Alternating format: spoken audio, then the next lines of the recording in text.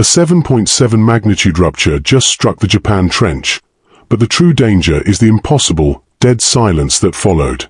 Standard seismic physics dictates a violent cascade of aftershocks as the crust settles, but instead, we are witnessing a terrifying statistical deficit where the fault remains completely quiet. In seismology, a quiet fault after a massive rupture means kinetic energy did not dissipate, it transferred and locked, triggering a ticking 132-hour countdown on a Japan Meteorological Agency Megaquake advisory. Stay with me until the end because I'm going to reveal exactly why this invisible lock is our absolute worst-case scenario. If this has you hooked, make sure to hit like and subscribe to the Sky Anomaly Desk so you do not miss the next update as this unfolds in real time. Drop a comment below. I want to know where in the world you're watching this, what time it is for you and your honest take. Is this missing aftershock sequence a lucky break? Or is it the loaded trigger for an unstoppable megathrust rupture? Now let's get into it. Part 1. The 1652 Japan Standard Time Impact. At exactly 1652 Japan Standard Time on April 20th, 2026, the convergent plate boundary off the eastern coast of Iwate Prefecture ruptured with terrifying violence. The hypocenter was located roughly 20 kilometers deep along the Japan Trench, tearing through the exact interface where the Pacific Plate grinds relentlessly beneath the Okhotsk microplate.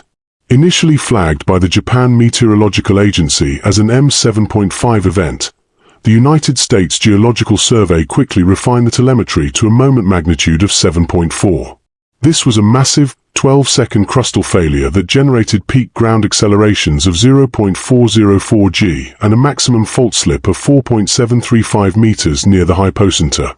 The sudden displacement of the seafloor immediately triggered severe tsunami warnings, prompting the urgent evacuation of approximately 170,000 residents scattered across 182 coastal municipalities.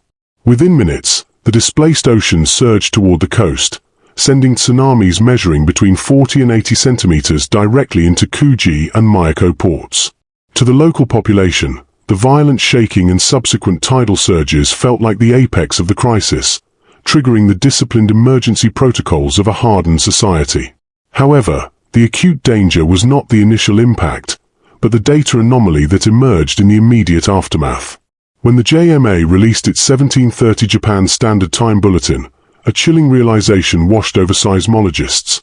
Absolutely zero felt aftershocks of seismic intensity 1 or greater had been observed in the immediate wake of the rupture. In the unforgiving physics of seismology, a massive megathrust event demands an instantaneous, chaotic cascade of thousands of micro-aftershocks as the shattered crust violently settles.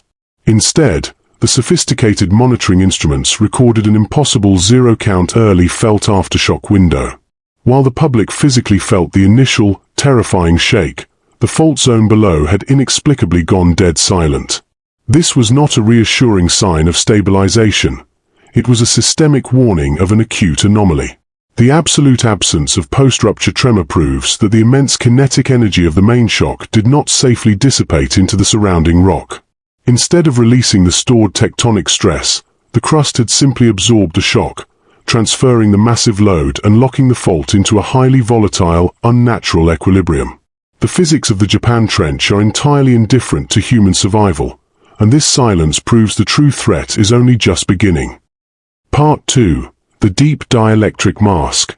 The terrifying silence on the surface is a direct result of invisible, catastrophic physical mechanisms unfolding deep within the Earth's crust. During the extreme mechanical violence of the rupture, the immense friction along the fault line instantaneously vaporized deep subterranean water, triggering massive pore fluid pressure fluctuations. This rapid phase change created what researchers identify as a thermal water wall in the Tohoku 4 arc, injecting high-pressure fluids directly into the Japan Trench. To the surface monitoring equipment and automated safety nets, this lack of high-frequency aftershocks presents the false illusion of a stabilized fault. In reality, the fault is actively undergoing a silent, highly dangerous aseismic slow slip.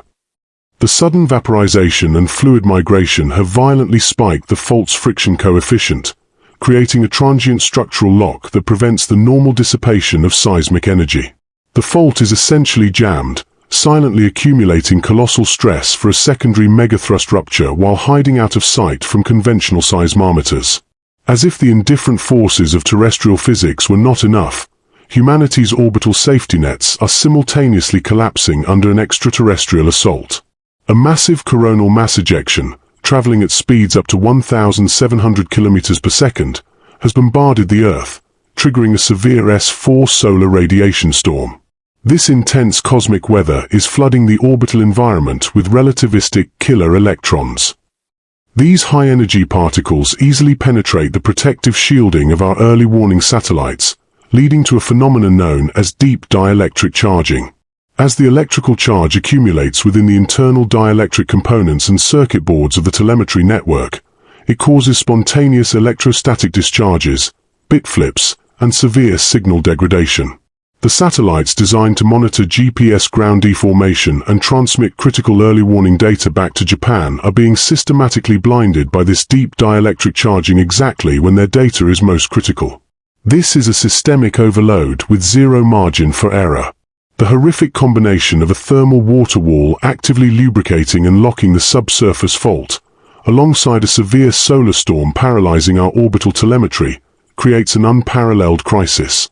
We are now facing a fully loaded megathrust interface, capable of generating unimaginable destruction, while completely flying blind. The safety nets have not just failed, they have been actively neutralized by the indifferent laws of both planetary and solar physics. Part 3. The broken laws of physics.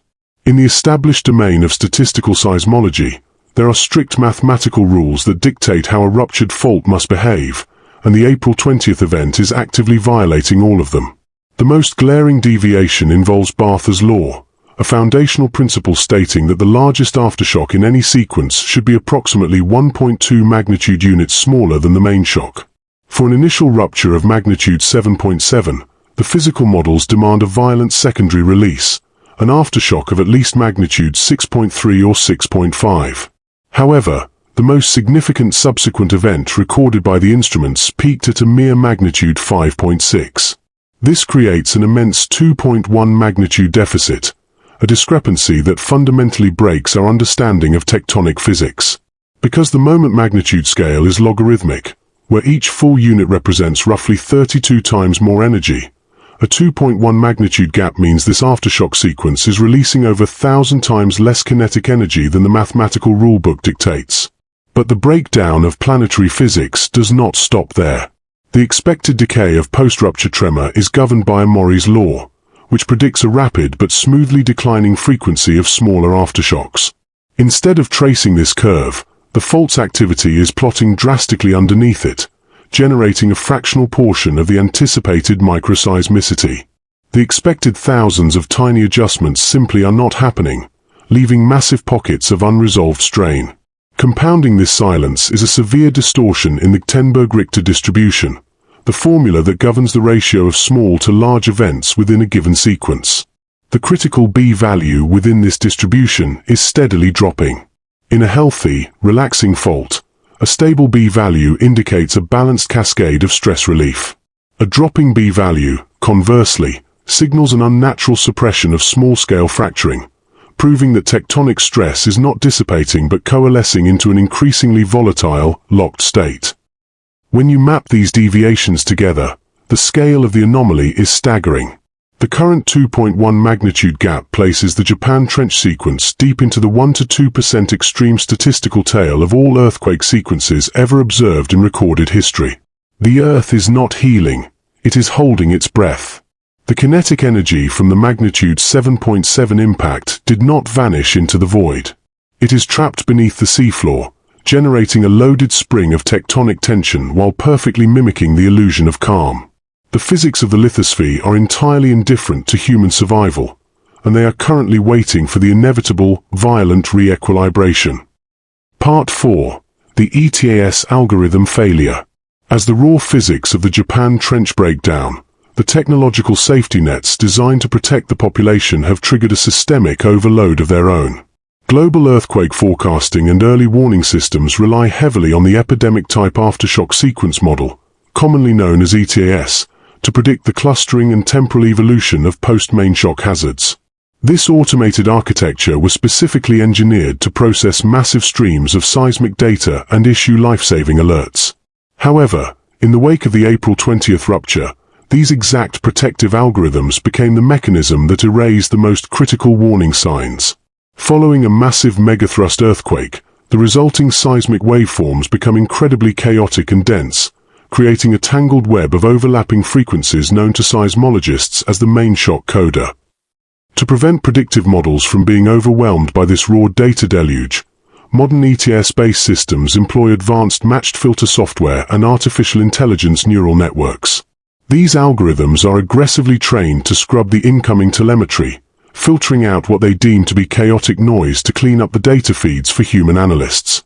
In their ruthless efficiency, these automated filters committed a fatal error. By systematically wiping away the complex noise of the main shock coda, the algorithms inadvertently deleted the exact low-frequency acoustic precursors that contained the most vital information. These specific, subtle low-frequency signals were the undeniable proof that the megathrust fault was physically locking up and binding, rather than safely relaxing.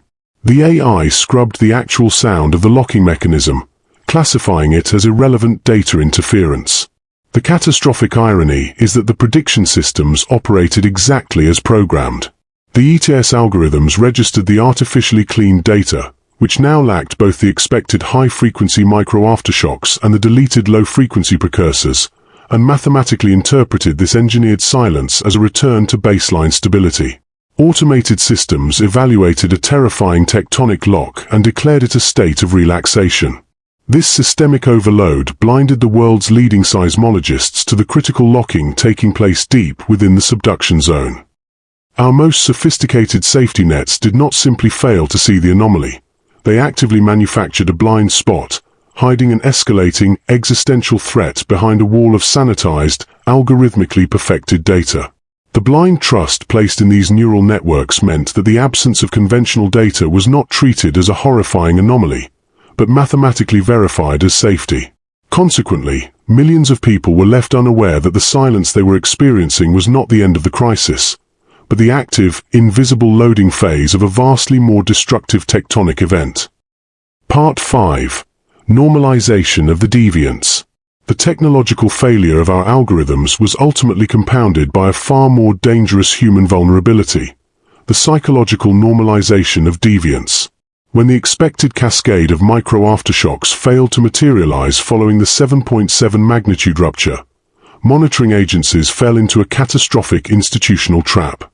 In the mathematics of the modified Amori law, which calculates the temporal decay of aftershock activity, there is a time offset parameter known as the C-value. This parameter is frequently used to mathematically patch the absence of early aftershock data, which is often missing due to overlapping seismic waveforms blinding the instruments.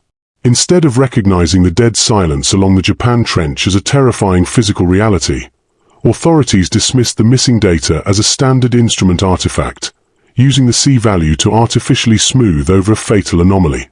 This is the exact same institutional pathology that doomed the Challenger space shuttle, where engineers gradually accepted lethal low-ring erosion as a normal, acceptable flight parameter. By treating a critical data deficit as mere background noise, global seismological networks institutionalized a blind spot that perfectly hid a massive structural failure. This blinding effect was violently exacerbated by chronic warning fatigue. The tectonic environment off the Sanriku coast had been relentless, battering the region with a staggering 162 foreshocks measuring magnitude 4.0 or greater since November 2025, including 5 separate events exceeding magnitude 6.0. This relentless, months-long seismic swarm deeply conditioned both institutions and the public to treat highly anomalous tectonic loading as a standard, manageable baseline. Consequently, when the Japan Meteorological Agency issued its rare Megaquake advisory, urging 182 coastal municipalities from Hokkaido to Chiba to stay on high alert, the true gravity of the threat failed to register. The public, utterly desensitized by a barrage of repeated alerts and conditioned by the false security of missing aftershocks, slowly drifted back to normal life. The devastating reality is that the safety nets did not just break, they were actively ignored. Humanity engineered its own vulnerability, writing off the ultimate geological warning sign as a mundane technical glitch while the tectonic fault quietly prepared for an unprecedented failure. Part 6. The Tsunami Earthquake Ultimatum. The psychological complacency on the surface stands in horrifying contrast to the brutal, unforgiving mechanics unfolding beneath the seafloor. The magnitude 7.7 event was not a complete release of tectonic tension, but rather a deep partial rupture of the fault interface. While the deeper segment of the subduction zone slipped and generated the initial shock, the shallow updip zone of the trench remained completely locked and did not slip at all.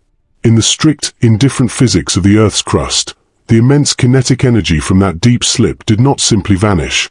It was transferred directly upward through a process known as Coulomb stress transfer.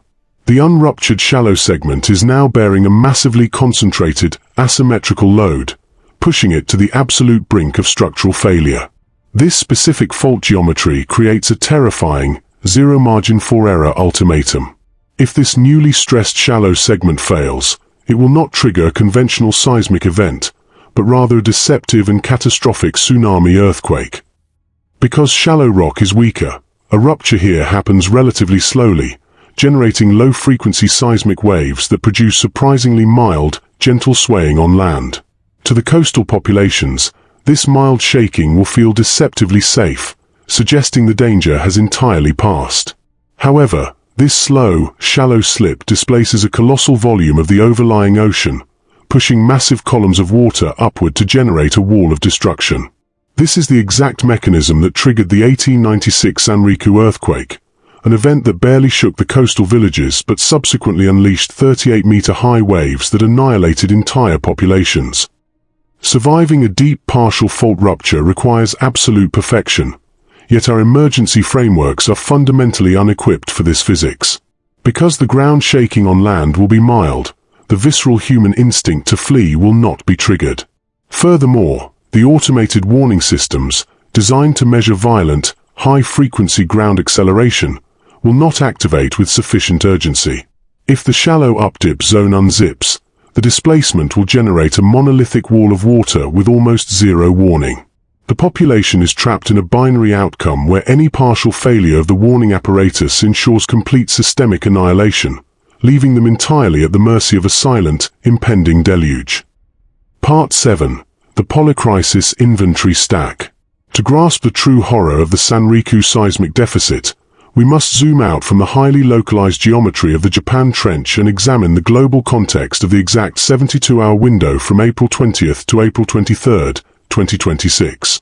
We are witnessing what systems engineers call an inventory stack, a crowded, brutal convergence of planetary-scale emergencies occurring simultaneously, proving that global resources are entirely tapped out.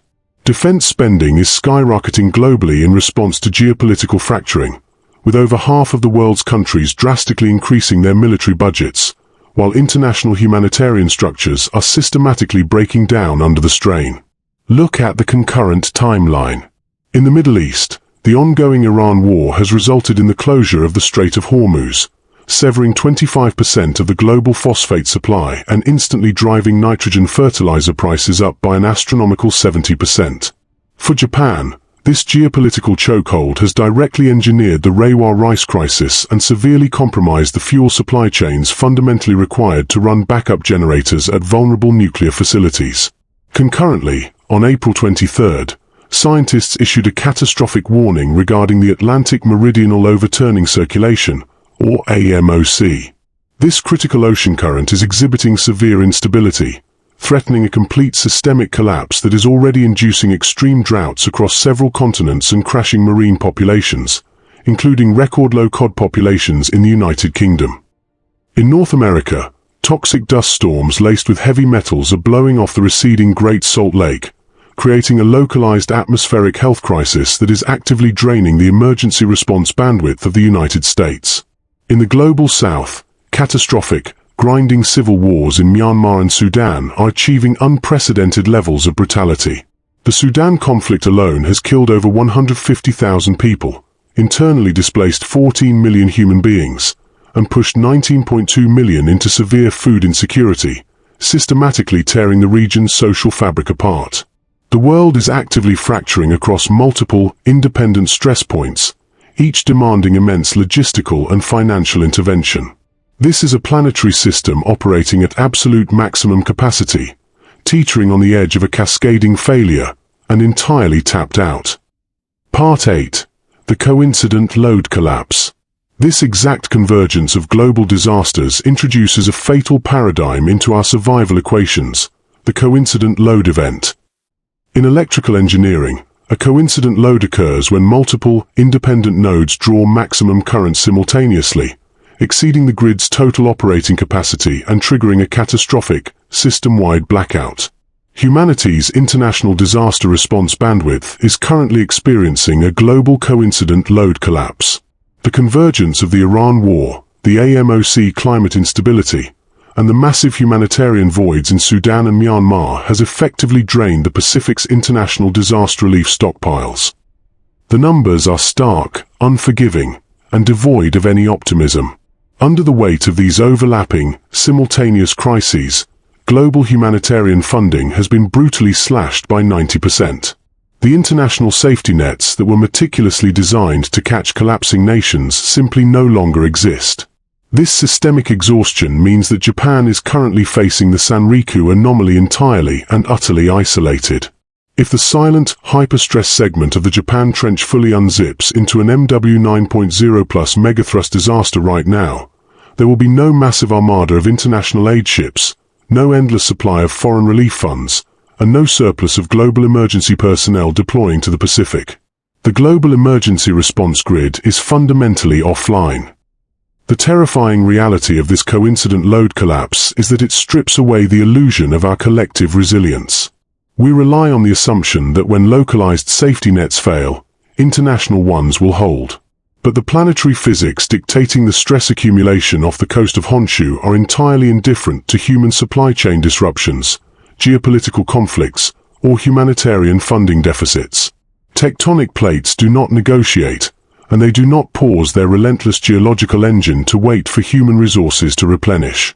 We are facing a loaded megathrust fault line exactly at the moment when humanity's capacity to respond to a catastrophe is buckling under its own weight.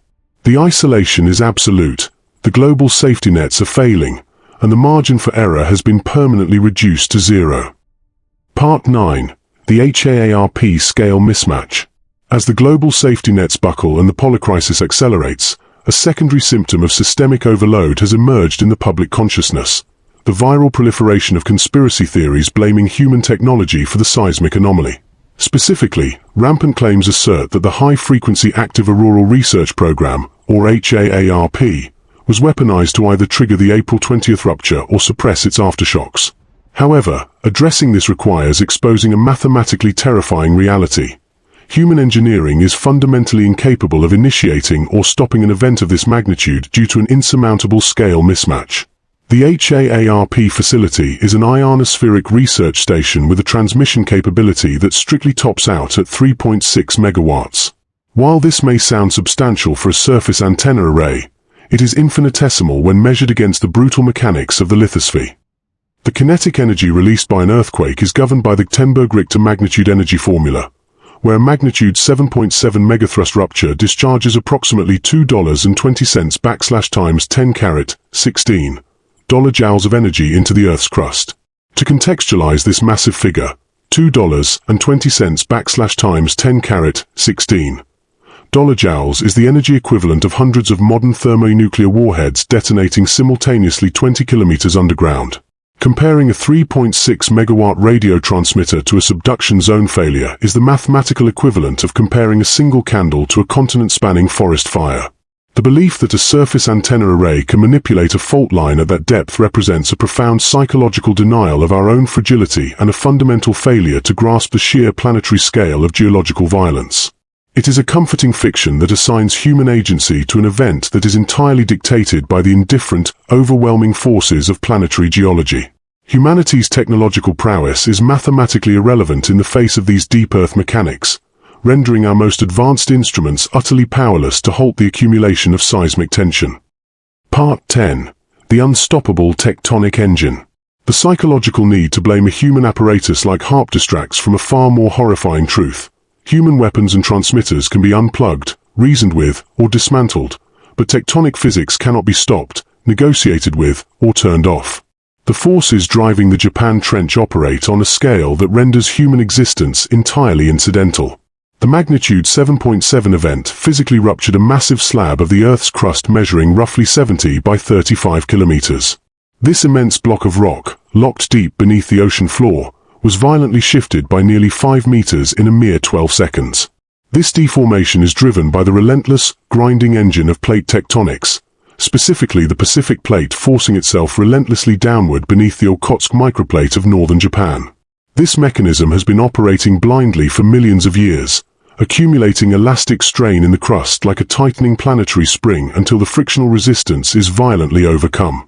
The kinetic forces required to deform and shift tectonic plates of this magnitude are so vastly beyond human agency that focusing on anthropogenic conspiracies actively blinds us to the real, unstoppable threat of the physical fault itself. Humanity cannot intercede in the mechanics of the subduction zone. We can only inhabit its surface and absorb its inevitable, violent realignments. There is no off switch for the Pacific plate, no treaty that can be signed to halt the subduction process, and no technological intervention that can bleed the accumulating pressure from the locked asperities below. The sheer indifference of these geological forces underscores our complete systemic vulnerability. As the unreleased stress from the partial rupture silently transfers to the shallow up-dip segment, the subduction engine continues to churn, blindly driving the lithosphere toward its next catastrophic failure while we watch, completely powerless to alter its course. Part 11. The 132-hour existential clock. As we stand inside the active window of the Japan Meteorological Agency's Megaquake advisory, the silence of the Japan Trench is deafening. The baseline probability of a catastrophic magnitude 8.0 or greater earthquake has violently jumped tenfold, surging from an ordinary 0.1% to 1%. The terrifying reality of subduction zone physics is that seismology is fundamentally incapable of identifying a foreshock in real time. An event is only classified as a warning after the ultimate devastation has already arrived.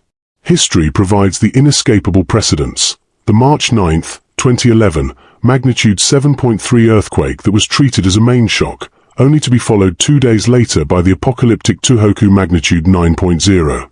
Or the recent July 2025 Kamchatka magnitude 7.4 event, which functioned as the immediate, unrecognized trigger for a massive magnitude 8.8 rupture. Science currently cannot answer the only question that matters, whether the April 20th earthquake was the final release of tectonic stress, or merely the loaded trigger for an unstoppable megathrust annihilation. The 132 hours remaining on the advisory clock will decide. And if that locked fault fully unzips now, it happens against a backdrop of absolute, paralyzing global exhaustion. Look at the inventory of our present reality. Severe S4 solar radiation storms are actively blinding our orbital safety nets. An escalating Iran war has severed 25% of the global phosphate supply while triggering paralyzing fuel shortages. The Atlantic meridional overturning circulation is teetering on the edge of a systemic collapse. Toxic heavy metals are actively blowing off the desiccated Great Salt Lake into populated areas, and catastrophic, grinding civil wars in Sudan and Myanmar have completely drained the last remaining remnants of international humanitarian funding. This is not a temporary convergence of bad luck. This is our new baseline. We are facing the indifferent, unstoppable engine of tectonic geology with broken prediction models, deaf algorithms, and empty global stockpiles.